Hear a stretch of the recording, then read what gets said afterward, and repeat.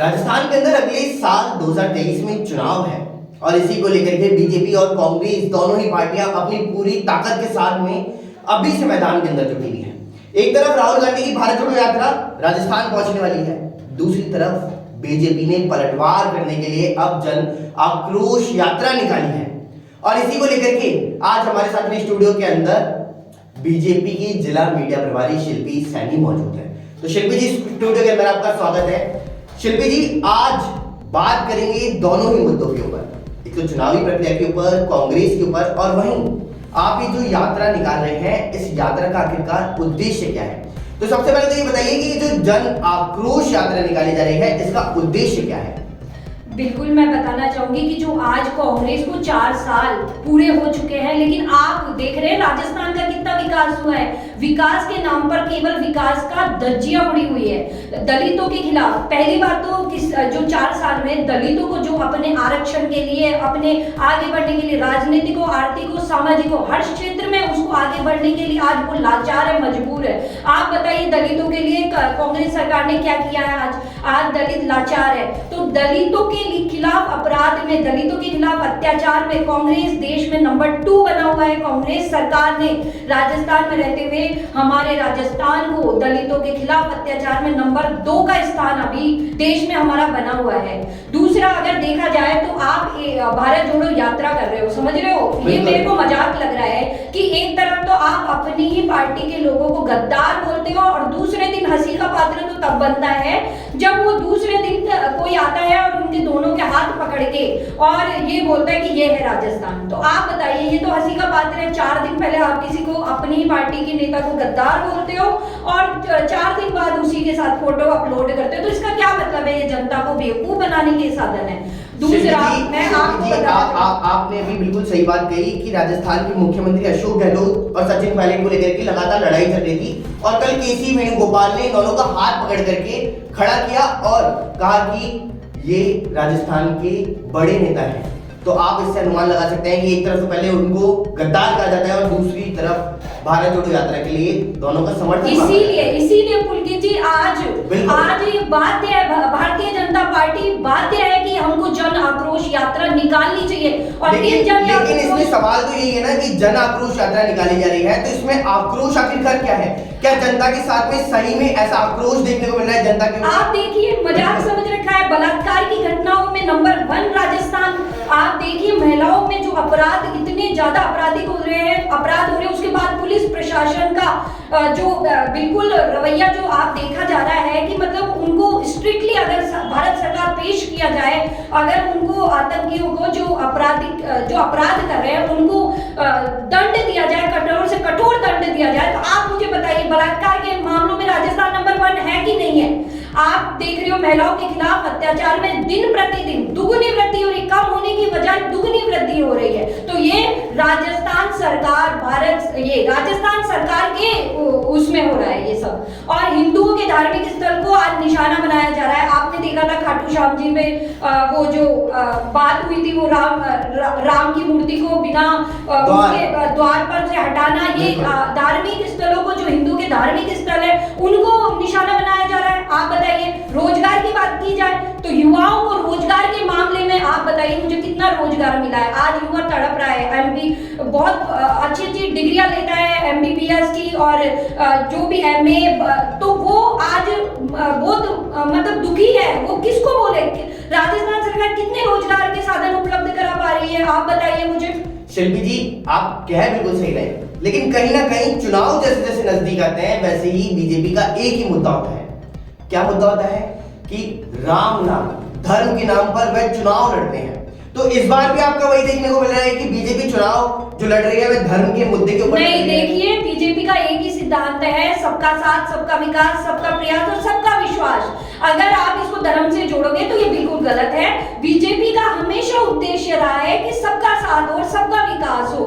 तो आप इसको धर्म की राजनीति, लेकिन अपने जो भी किसी भी धर्म को, जो हिंदुओं का धर्म है, उनका भी तो आपको ध्यान रखना पड़ेगा ना। आप बताइए मुझे, तो इसमें गलत क्या है? अगर बीजेपी बोलती है कि जो खाटू श्याम जी से जो गलत घटना हुई थी वो गलत है, तो उसमें क्या गलत था? बताओ। हिंदू तो अपने धर्म की रक्षा करेगा ही ना, उसमें क्या गलत है? बीजेपी ने कहाँ मुद्दा उठाया बताओ कि हमें ये धर्म पसंद नहीं है या ये धर्म पसंद है कि ये नहीं है? बताइए। सांप्रदायिक मामलों में देखा जाए तो दिन भर हमारा राजस्थान आज सांप्रदायिक दंगों से जल रहा है। ये आपने अभी की कितनी घटनाएं देखी है।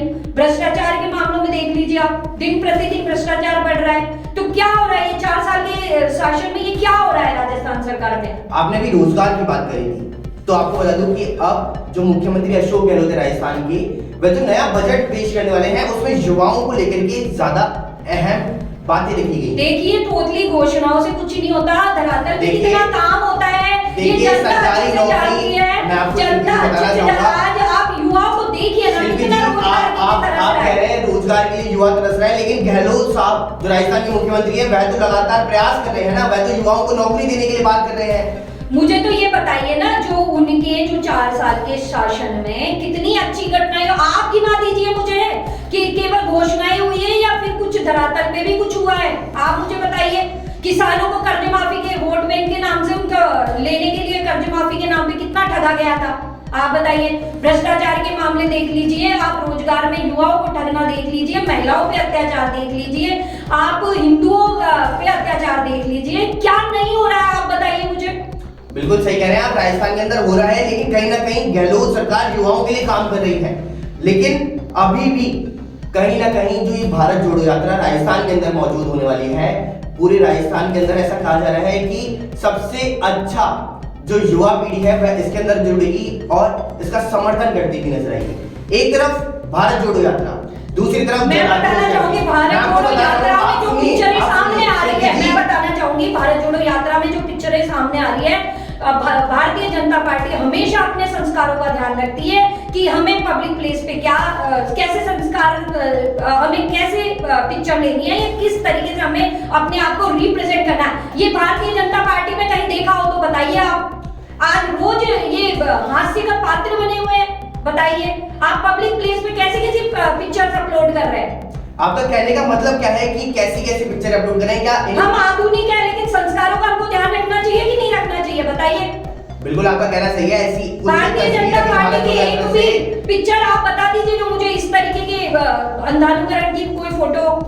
आप सही कह रहे हैं शिल्पी जी, लेकिन कहीं ना कहीं अब राजस्थान का मुद्दा उठा हुआ है, तो राजस्थान की हम बात कर रहे हैं, तो राजस्थान से भटकेंगे नहीं। और राजस्थान में जो ये आप यात्रा निकालने वाले हैं, तो इस यात्रा का आखिरकार जनता के ऊपर क्या प्रभाव पड़ेगा? क्योंकि जनता के ऊपर आप शिल्पी जी सुनिए, क्योंकि एक तरफ अगर देखें तो भारत जोड़ो यात्रा भी राजस्थान में उसी समय है, दूसरी तरफ आपकी जन आक्रोश यात्रा भी है, तो दोनों समान एक ही तारीख से शुरू होने वाले हैं और लगातार इसमें युवाओं का बंटवारा देखने को मिलेगा।